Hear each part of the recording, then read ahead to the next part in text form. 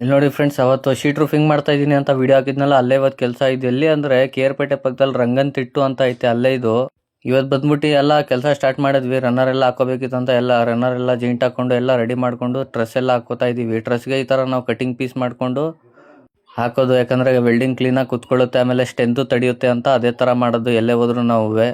ಆಮೇಲೆ ಡ್ರೆಸ್ ಎಲ್ಲ full welding ಹೊಡ್ಕೋಬೇಕಿತ್ತಂತ ಎಲ್ಲ ಫುಲ್ ವೆಲ್ಡಿಂಗ್ ಹೊಡ್ಕೊಂಡು ಎಲ್ಲ ಒಂದೊಂದಾಗೆ 2 ಡ್ರೆಸ್ ಬರುತ್ತೆ, 2 ಡ್ರೆಸ್ ನಿಲ್ಸಿದೀವಿ.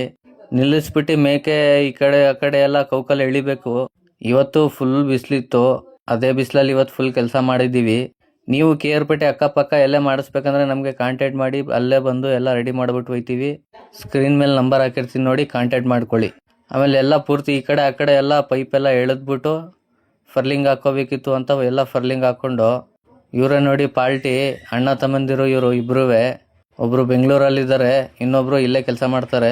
ಒಳ್ಳೆ ಮನುಷ್ಯರು ಪಾಪ. ಇದೇ ತರ ವಿಡಿಯೋ ಹಾಕ್ತಾ ಇರ್ತೀನಿ, ಫಾಲೋ ಮಾಡ್ಕೊಳ್ಳಿ, ಲೈಕ್ ಮಾಡಿ, ಶೇರ್ ಮಾಡಿ, ಕಮೆಂಟ್ ಮಾಡಿ.